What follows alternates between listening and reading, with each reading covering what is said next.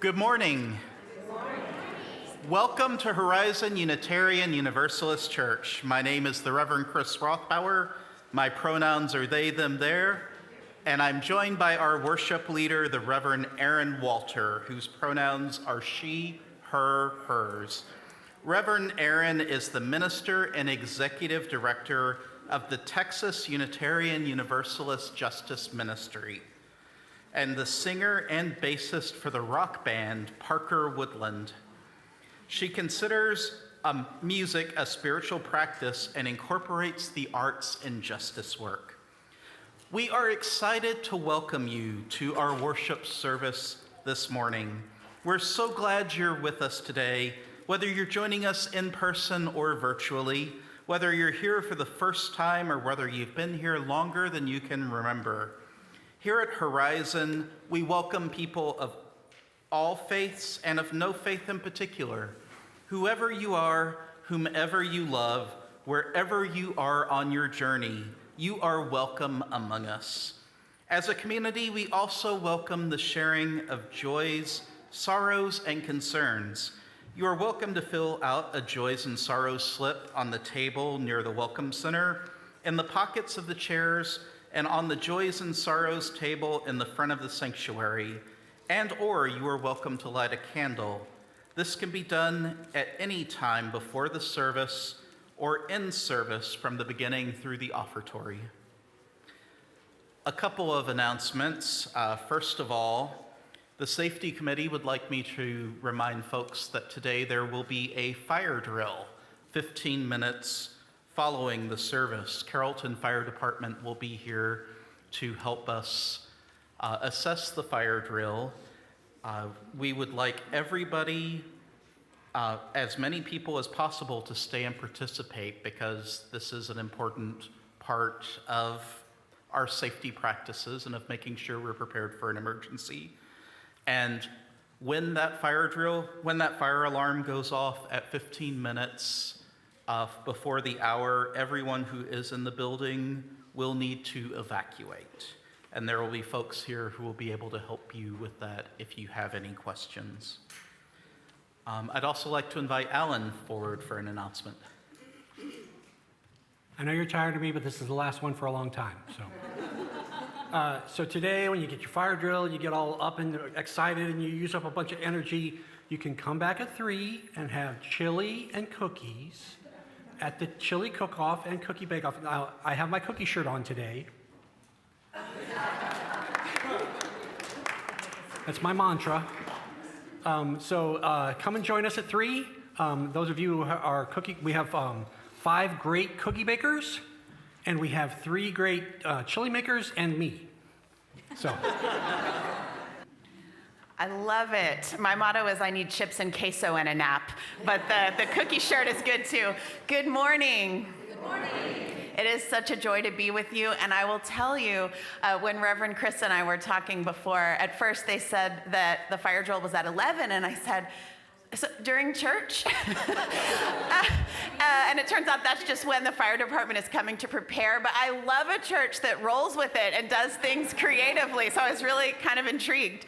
Anyway, what a joy to finally be with you in person. Some of you may remember a couple of years ago, I was due to come and be here in person, and then I got COVID.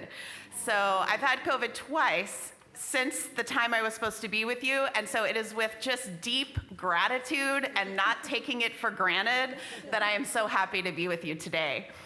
Our words for worship, calling this time together, come from our colleague, the Reverend Tanya Marquez, and I invite you to take a breath with me first. Our lives intersect and intertwine.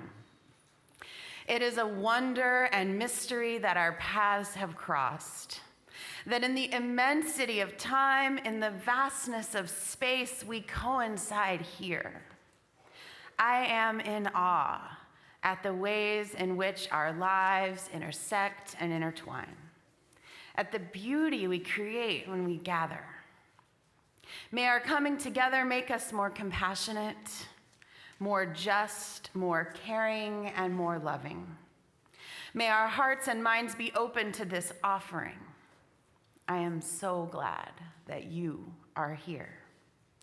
Let us worship, let us marvel at the miracle of being here right now and the mystery that has brought us together. Blessed be. Our chalice lighting this morning is from Pat Irby Lichty. We face a challenge to democracy, a challenge that calls us to hope in moments of despair, a challenge that asks us to persist in the faith that we can and must make a difference. May our flaming chalice recommit us to truth in our words and our actions, that we may live as we believe people should live. Please join me in our affirmation, which is printed on the back of your order of service and projected on the screen. Love is the doctrine of this church. The quest for truth is its sacrament, and service is its prayer. To dwell together in peace, to seek knowledge in freedom, to serve humanity in harmony with the earth. Thus do we covenant together.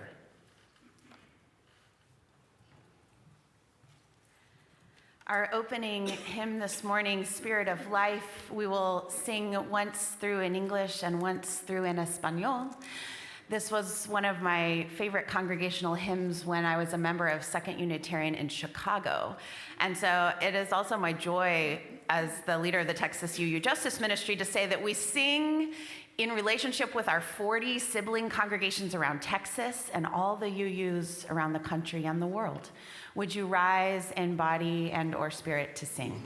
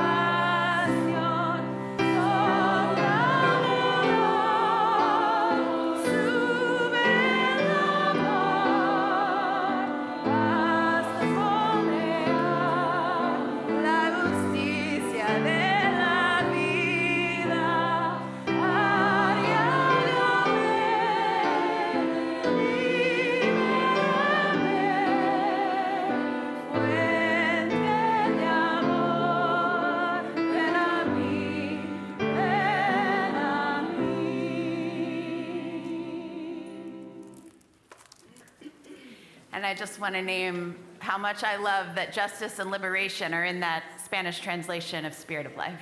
You sound beautiful. Thank you.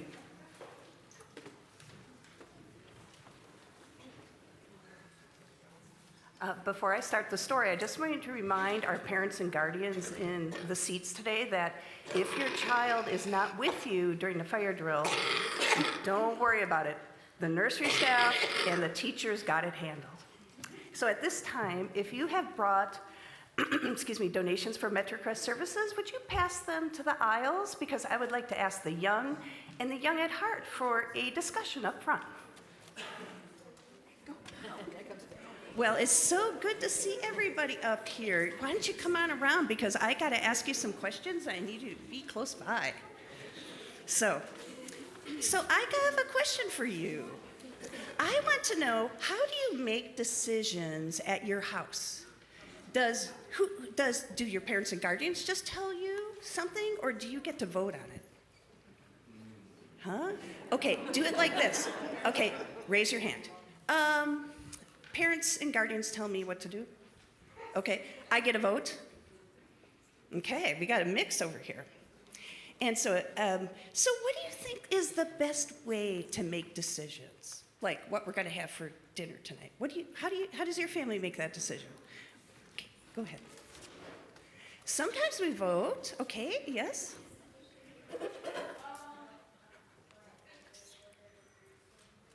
You get a. Oh, somebody actually schedules their meals. Okay, go ahead.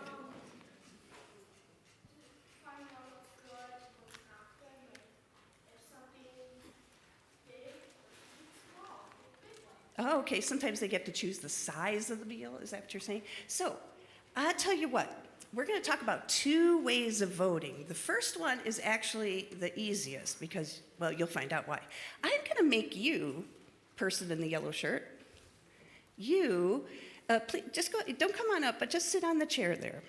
I am going to name, next week is Easter, and we get a lot of time on the playground next week if the weather is nice.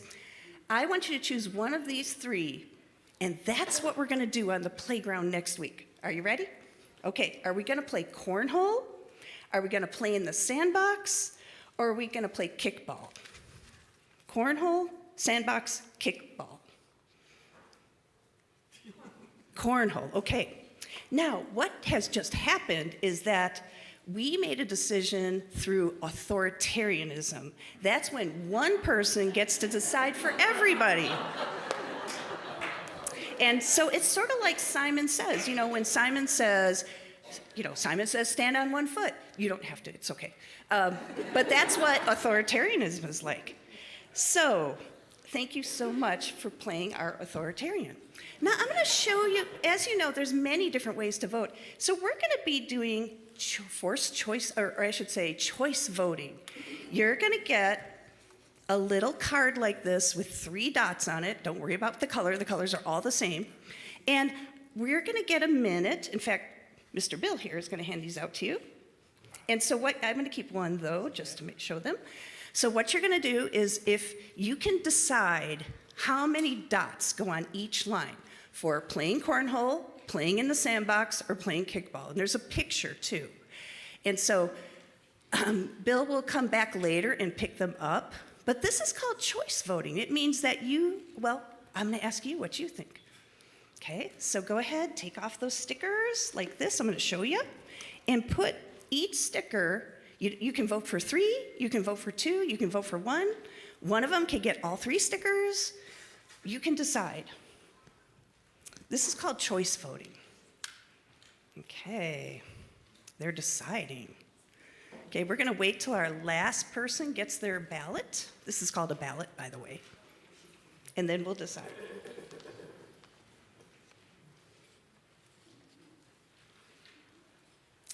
Okay, so while you're voting, let me ask you a question. How does this kind of voting make you feel? Here, do you want to vote too, Bill? Oh, he's got one, okay. I don't know, compared to when the person told you what you had to do, well, how does it make you feel to vote like this?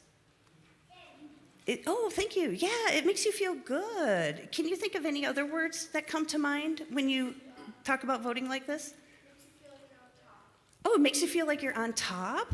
In the past, some of our kids here have said it feels a lot fairer. And so while you keep voting, I just want to remind you that Unitarian Universalism teaches us that it's better when each person has a vote about the things that concern them. We might not get our way, and I will have Bill compile these during the service and announce next week what we're going to do, okay? We don't always get what we want when we vote this way, but it's good to have a say in the voting, isn't it? It's good to have your voice heard. And it does feel fairer, doesn't it? So there is so much more I could say about voting, and I imagine our ministers are going to say a whole lot in just a few minutes. But we will go to our rooms now. So I want to thank you so much for voting. I'm going to ask Bill to stand so that you can give him your ballot. And thank you for helping with the story today. So let's go ahead and sing you out to your rooms. Thank you.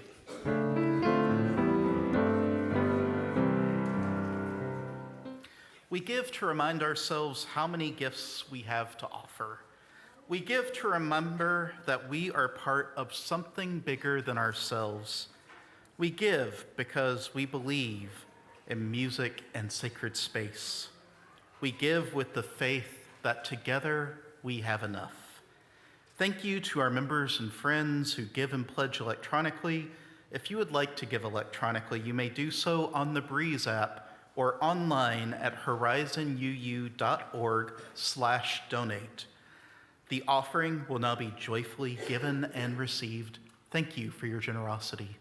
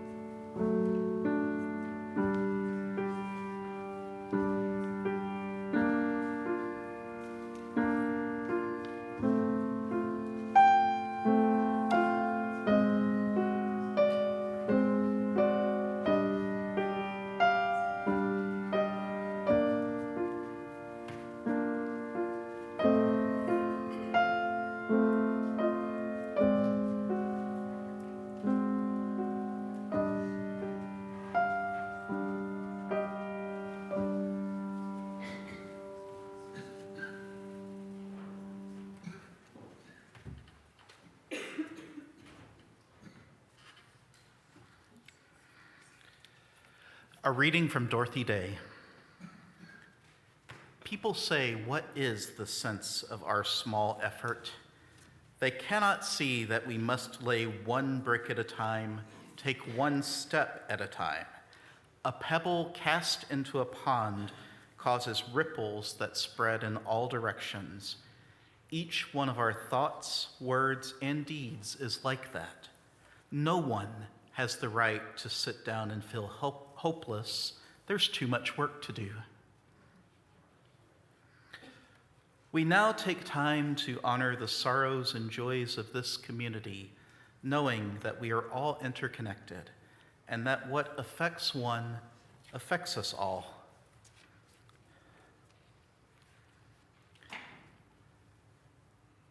Deb and Eric Freeman share a joy of celebrating Eric's mom, Margaret's 90th birthday today.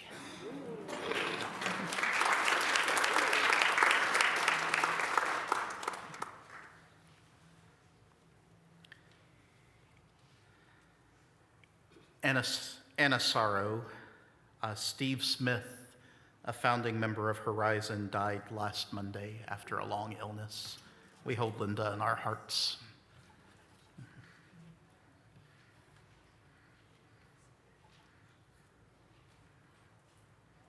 We light another candle this morning to honor all the joys and sorrows which have gone unspoken and reside only in our hearts.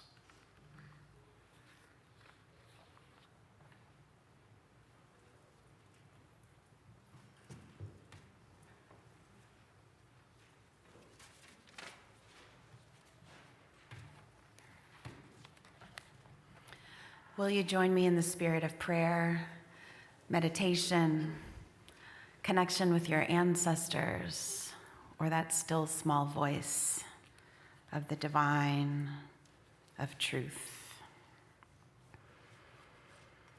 Spirit of life and love, thank you for this day. Thank you for this community of beloveds and how they care for each other, for the ministry of Reverend Chris, and for all of you in the shared ministry out in the community. God, I know that you hear our prayers across all man-made borders and in every language. May we feel the love that is so much bigger than all of us and yet sparks in each one of us every day. I pray for an end to genocide and war.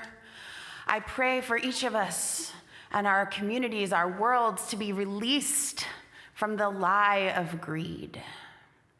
The lie that tells us we are not enough, there is not enough, but instead to be held in the great truth of abundance, abundant love, that we have enough to feed each other and house each other and be in solidarity and not in competition. I pray for our leaders that they hear the truth from the people where the wisdom really comes, where the answers live in the hearts and experiences of those directly impacted by the issues that your justice ministry, your church, and all of our partners address every day. And God, for those who are struggling with anxiety, depression, suicidal ideation, cancer, any and all health issues, healing be upon us, our bodies and our spirits. May love forever be our guide as we, the pebbles, ripple out into this world. Amen.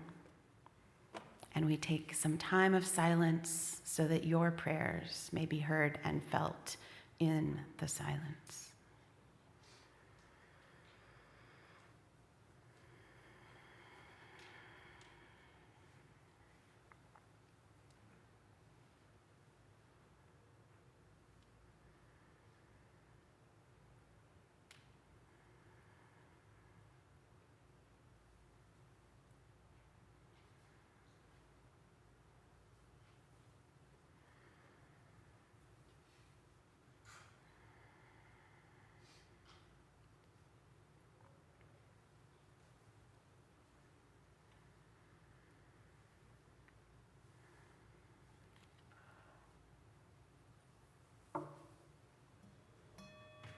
Blessed be.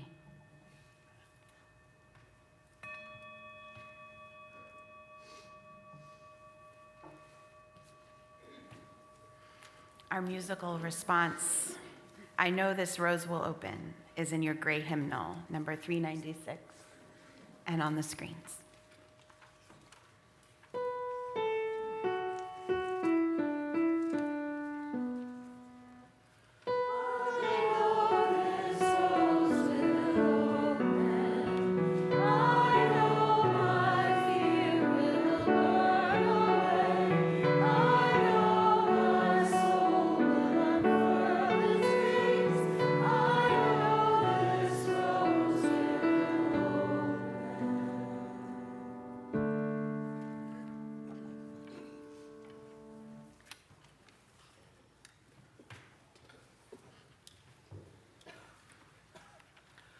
A reading from W.E.B. Du Bois.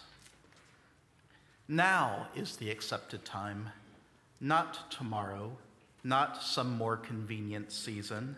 It is today that our best work can be done, and not some future day or future year. It is today that we fit ourselves for the greater usefulness of tomorrow. Today is the seed time. Now are the hours of work. And tomorrow comes the harvest and the playtime. So for our anthem this morning, I have a video for you that was made by one of the Texas UU Justice Ministry Advisory Council members, and you have some advisory council members in your congregation, Joel and Menica, I believe, and we see Sandy a lot, and I see folks in your TechSujum shirts.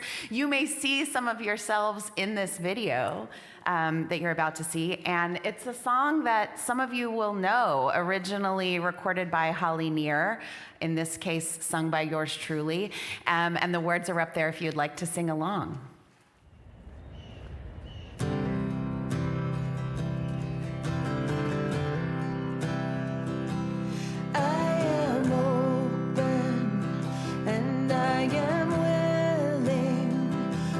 To be hopeless would seem so strange.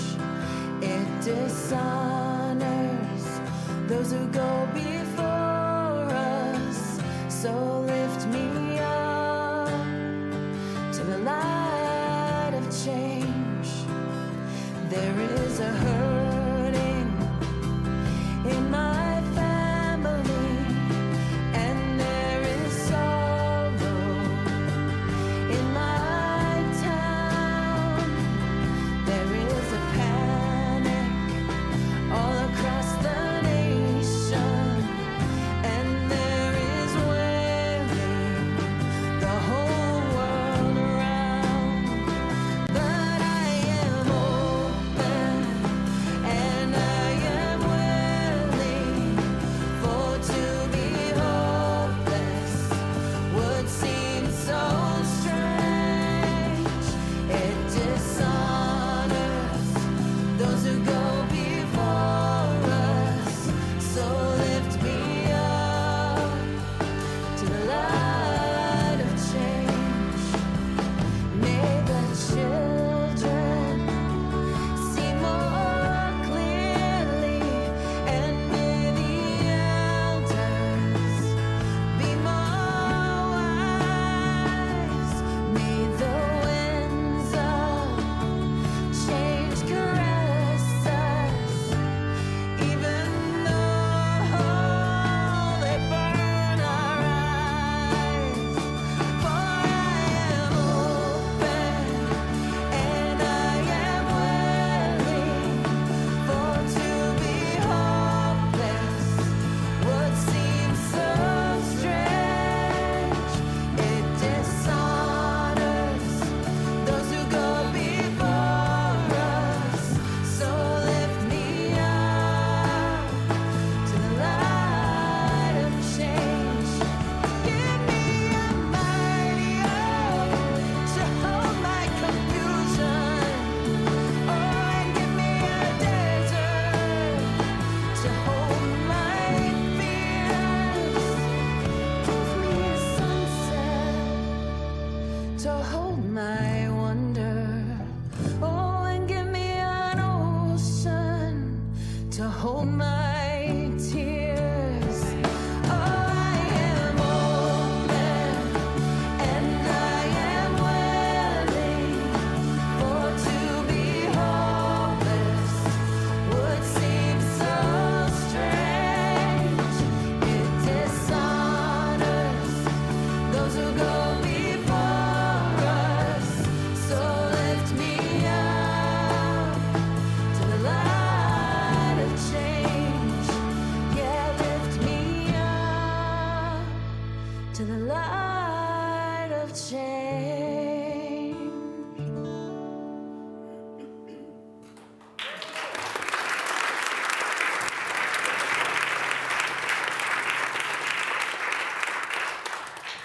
You sound beautiful. And it does my heart good every single time to look at our people in the Capitol and to look at those images and to remember that we are part of a great legacy of justice work. And we are on a journey that does not end with us. And so we are doing our part. And we keep singing as we do it. We did that song together in the rotunda of the Capitol. I'll tell you a little secret. They don't let you schedule political talks or speeches in the rotunda of the Capitol. They only let you schedule music there during lunchtime. And so when I wanted the Texas UU Justice Ministry to have the main rotunda of the Capitol for our Legislative Action Day, I said, well, absolutely, we will do music in the rotunda. And the guy who is an old friend who schedules folks at the Capitol, he said, you know, of course, if you're giving like some introductions to the songs and what they're about, I said, absolutely. So anyway, I just want you to know that sometimes music is really the way that we get our message into the most powerful halls of power. Before I really get into it, I have to tell you, we have our intern minister, Sarah Burrell-Harrop, here with us today.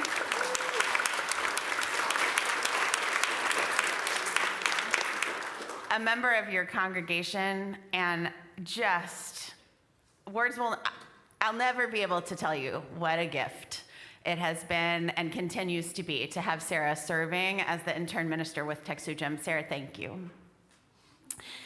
So maybe you've heard this story before, but Shirley Chisholm was asked why she, a black woman, was running for president. Someone said to her, "You don't have a chance. Why are you doing that?" And Shirley Chisholm said, "Because I am in love with the America that does not yet exist."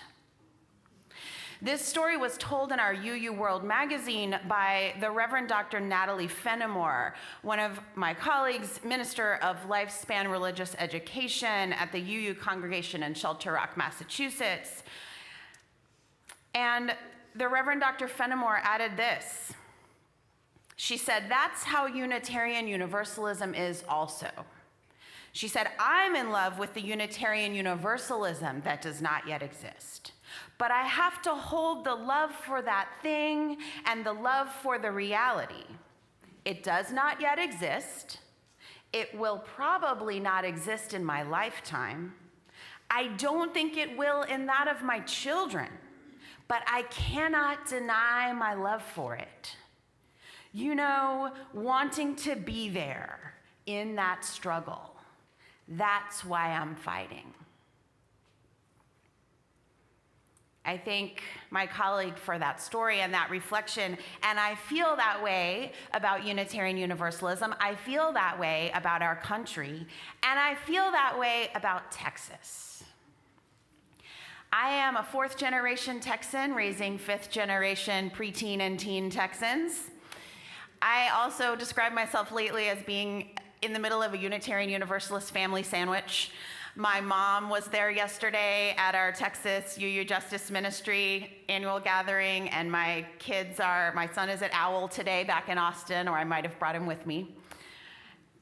But I love Texas. I love our faith, and I can see what it can be even beyond where we are now. What our faith can be if we are out there in our communities deeply in solidarity and in relationship with the folks on the front lines who have that lived experience to tell us what we really need to be living a fully liberated, fully free democracy. And Texas. My son is 12, and recently we were driving, and he asked me, "Why are we still here?" There's nothing like a sixth grader to just ask the question, right? To just bring it home. Why are we even still here? Well, number one, I have some privilege to spend as a minister, as a white cisgender woman. I have some privilege to spend on fighting for the liberation that I believe is not real unless it's everybody's. And I love my home. I love the small towns, I love the big cities, I love the rural areas. I could drive on the Texas back roads forever. And I understand our people who have had to go. Some of the folks you saw in that video I haven't really seen since because they're in other states now, because they need to be. And so I honor our folks who are doing what they need to do to survive and thrive. And I honor those of you who are here fighting for those who don't have the capacity to go and who love Texas. And I'll tell you this, we talk about this a lot, and it is really, really, really worth remembering. Texas is not Greg Abbott.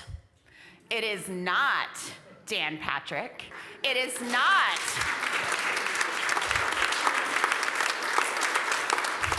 It is not white Christian nationalism, and that's not what religion is either.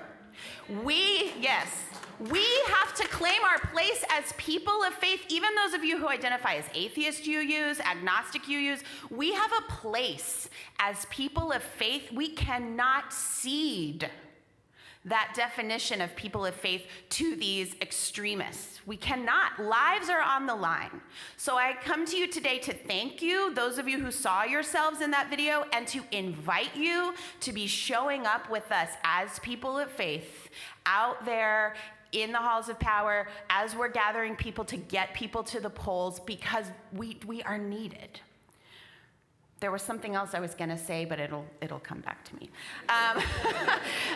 Talking smack about Greg Abbott and Dan Patrick is a brain clearer. Just saying their names is just like, ooh. But I know what it was. So just as we don't want the rest of the globe to think of us in the United States as just like Donald Trump or the extremists at the national level, we must make sure that people understand that Texas is not those extremists. It is such a diverse and beautiful state, and if we can get our people to the polls, we will elect people who can represent the needs of all of us. So with that in mind, I want to share with you some numbers. The title of the sermon today is 1,000 elections from now. So what I'm inviting you today to think about is, what would this state and our elected officials and our nation be like 1,000 elections from now? Not just the results of partisan politics of this election, but our Unitarian Universalist spiritual commitment to democracy is an embodiment of the first principle of the inherent worth and dignity of every person. The belief that if every person voted, we would be so much better off than we are now. So let me give you the good news, bad news numbers for a second, for those of you who love data. Some of us express ourselves in song, others through numbers, and I know that. So here's some numbers. Percent of Texas citizens voting by demographics in the 2000 presidential election, but know that it's not that much different now. 32% of people ages 18 to 24. 32%. Imagine if we got the majority of our emerging adults to the polls. It's 52% for 25 to 44, 63% for my age group, 45 to 64, 67% for the 65 to 75 folks, and then 60% for our most lived experience folks at 75 and older. 40% of those folks with such deep wisdom that we need to help get to the polls, right? That's a lot of folks. All right, educational attainment, friends. 81% of our folks with advanced degrees are voting. No surprise. Then we go down the line, four-year college graduates, 76%, some college, 57%, high school, 46%, grade school or some high school, 32%. Now I'm asking you, and this is not a rhetorical question, do we believe, as Unitarian Universalists who believe in the inherent worth and dignity of every person, do we believe that those 68% of people who for all kinds of reasons did not graduate high school have something to offer us with their life experience, with your life experience, if that's you in this room, about what the needs are of our state and nation? Do we believe those people's votes should be counted? Absolutely. Yes, yes. So here's our work. I've been going around to all the congregations and talking about this. And the first thing I've heard from folks is, look, we've registered people to vote. So I'm not asking you not. If you're a registrar, bless you, thank you, you've been doing it. Keep it up if you've got people still to register. But what you should know is that we've registered a lot of people. Our work now, our actions of faith are to help get people to the polls. Because here's another thing I want you to know. The people who have not voted, please know that a lot of it is not that they just think they don't wanna. People are working 2 or 3 jobs. They've got their kids. They're homebound for all kinds of reasons. We've heard from our members at, for example, San Gabriel UU in Georgetown, when I was with them last month, people feel intimidated at the polls, especially Black and brown voters. The kind of intimidation that people experienced in the civil rights movement, some of our folks are feeling that again. So we're not going to finger wag at people over not voting. We are going to get proximate, as we heard in one of our GA keynotes. We're going to get proximate, and we're going to help people get there. We're going to say to people, I will go with you. I will drive you. I will answer questions. So Sarah has held a portfolio with the Texas UU Justice Ministry of leading our UU the Vote, our Get Out the Vote work. So you have an insider right here among you to talk to about how we're going to do this. But we started with postcards, right? A couple years ago, we wrote a grant with a lot of our congregations, you all included, and we sent thousands and thousands of postcards. We did letters, we did phone banks. In one text campaign, we reached 500,000 low propensity Black voters in Texas. And let me tell you what that means. Low propensity means folks who are registered to vote, but who don't vote often for some of the reasons we just talked about. Now, how many of you get kind of bombarded by party texts, phone calls, letters? Let me see. Who gets it? Yeah. Me too. That's okay. That is how that machine is designed. They spend so much money in the 2 major parties to reach you because you're a reliable party voter for them. And that's how that part works.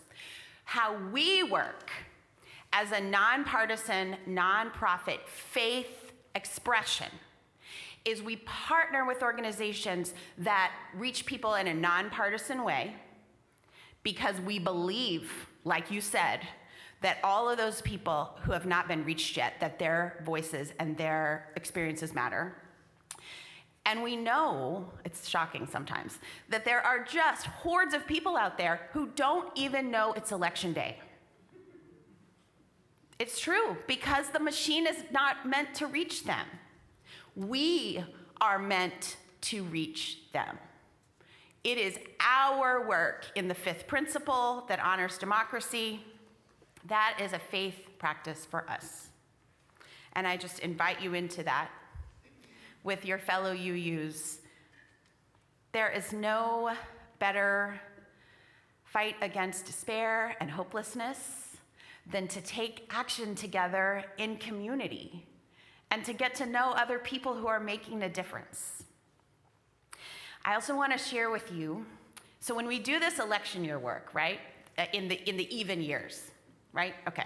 When we do this even year work, then in the odd years, we invite you to Austin to come to the Capitol with us. Texujum is not just a legislative ministry. I think you know this, but we do the Trans Inclusion in Congregations program with our partners at Transforming Hearts Collective. We do the Being a Good Relative program for Indigenous sovereignty and climate justice. We do a lot of things that aren't just about going to the Capitol. And going to the Capitol is very powerful and important. And so then when we go on the off years together and we go lobby our legislators and all that, we see the effects of the work that you've done during election years like this, because we then work with those folks that we've helped elect to then do the work. Let's have some more numbers. We defeated in our coalitions 95% of the anti-LGBTQIA plus bills last year in the Capitol. You did that. In coalition, we finally, following the leadership of Black women, including Representative Toni Rose, got the postpartum health care from 2 months to 12 months for Texas.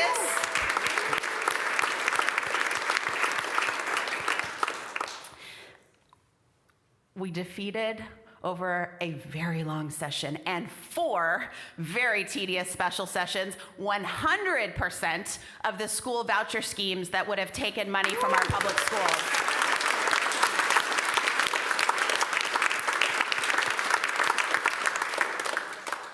It all happens in relationship. We do none of this alone. We reinvent 0 wheels. We work with our partners, and we love, love, love having you in it, and we love being in it with them. I want to share with you a couple other quick nuggets from your sibling congregations around the state. From Bay Area UU in Houston, when I went to see them, one of the stories from their UU the Vote volunteers like y'all is that she went to an apartment and knocked on, they were doing block walking, but it was within an apartment, right? And she knocked on the door, and a woman came, and this volunteer was about to start giving the spiel. And the woman said, wait, please, let me get the rest of my family and some of my neighbors. No one ever comes to talk to us. So I ask you to think about that when you think about where you're block walking, right? Think about your materials in other languages. We're gonna do what we can. We could certainly use financial support and translation support for our materials, but we work with partners that have translated materials. So do we have anybody here in this congregation who speaks languages other than English? Fantastic. We need you out there reaching people to help them get to the polls. Another long-term thought from one of your siblings at San Gabriel UU, some of the polling places have been closed in communities that are underrepresented at the polls. So in the long term, your congregation could take on a project to try and help get a polling place in a community that needs a polling place, in Black and brown communities, in communities that don't predominantly speak English. That is long-term faith work. So getting people registered is the start, but we have a lot of work to do, and we really need you. And we see it constantly. The impact. It matters. It matters. On any day, if you start to feel like your presence in justice work as a Unitarian Universalist doesn't matter, call me. Reverend Chris has my info. Text me. I bet Reverend Chris will tell you too. Turn to somebody in this congregation right now, if you would, and just look at them and tell them, you matter. You matter. Your vote matters. Your work matters. It matters. Folks on the other side of things who believe in, oh my gosh, I loved Lauren's Time for All Ages, who believe in authoritarian, they don't want you to think that your vote and your work matters. It does. If you're not on the Texas UU Justice Ministry email list yet, it's txuujm.org. Come and follow us. We send out messages to invite you into action. We try to have things that are accessible to everybody, from just signing a petition, and we see that those actually work. I was starting to think, maybe, why do we sign petitions? And then just in the last week, we've had 2 positive results from petitions. They work, along with all the organizing that we do. But we have Thursday night action hour on Zoom, where our volunteers gather the most important actions of the week, and we gather in community, and we take those actions together, and we know that our work is amplified that way. All the way to doing things in person. Today at 2 p.m., there's a rally against SB4 in Dallas. I know you have a chili cook-off or cookies, and I don't want to interfere with that because that's important too. But if you or anyone you know in Dallas has capacity, we try to show up in person for our partners as much as we can, and we wear our yellow shirts when they're clean so that people can spot us when they're not clean sometimes. How am I doing on time? I'm looking to see where the clocks are in here. I've got 9 minutes. Okay, for the whole service or the sermon? The whole service, just checking. All right. Yeah, time is a construct of white supremacy culture, and at the same time, I want to honor the parents, the children, your staff, because I know that your time also does matter. So, to close us out, I'd like to invite anyone who is a member of the Texas UU Justice Ministry Board, staff, or advisory council to please stand if you're willing.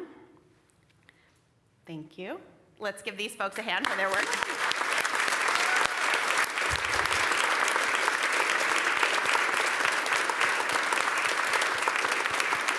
Stay standing for me. Stay standing. Sorry. It's a game. No. Stay standing. If you were there yesterday for our statewide gathering, if you have been a donor or taken other actions with the Texas UU Justice Ministry, would you rise and join these folks in standing? Thank you so much.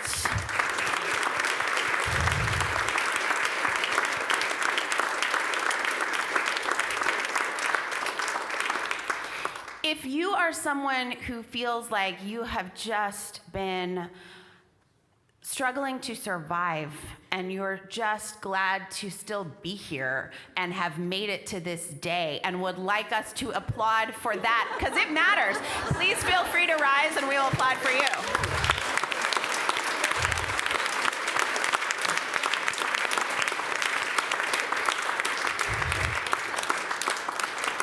It matters that you're here. It matters.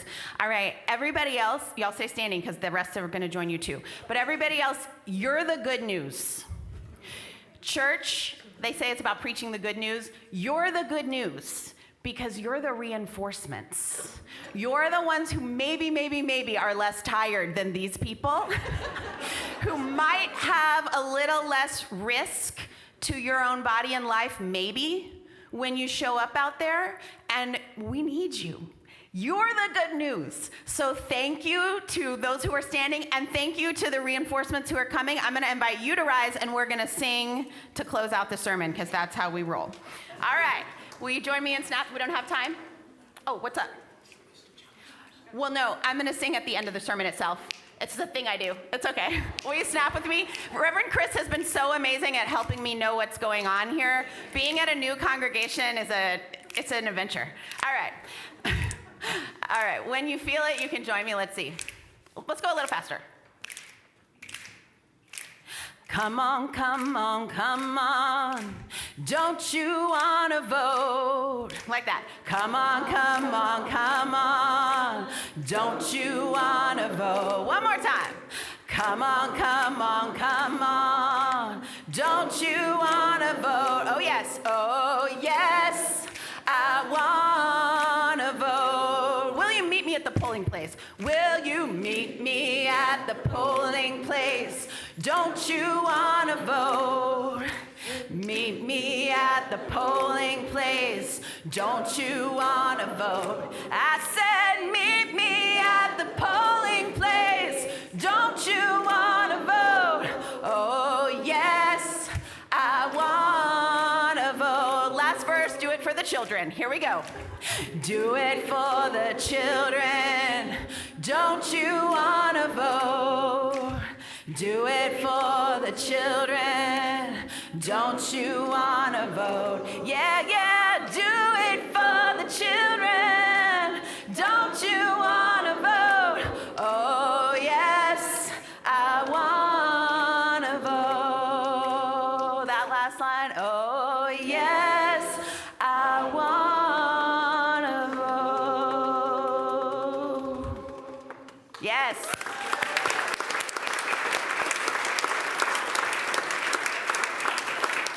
Thank you so much, and I will see you out there in the work.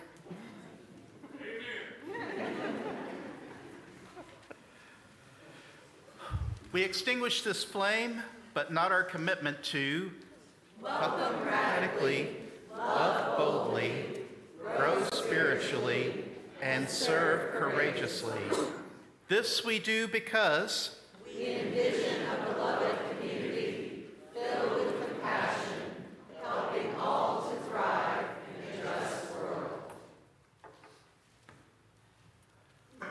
my friends, would you please rise in body or in spirit for our closing hymn, number 1020, in the Teal hymnal, Wo Ya Ya.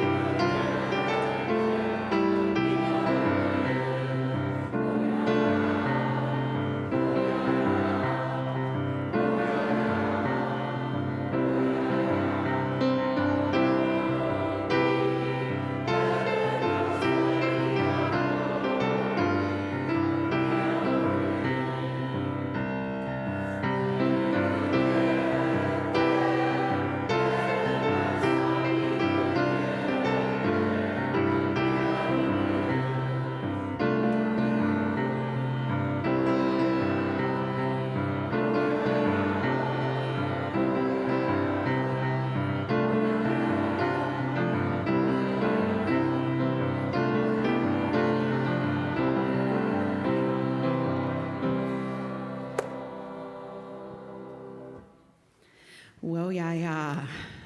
I want to thank again my wonderful colleague, Reverend Chris, for having me, and all of you for the good work. I love a congregation that reaches out to hold hands if folks are willing.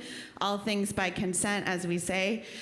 In the spirit of justice, in the spirit of love, of democracy, of a future that does not exist yet, but we see it, we feel it, we know we can be the ones to bring it. I say thank you for this day. Thank you for this community. Go in peace, go in justice, love one another. Blessed be.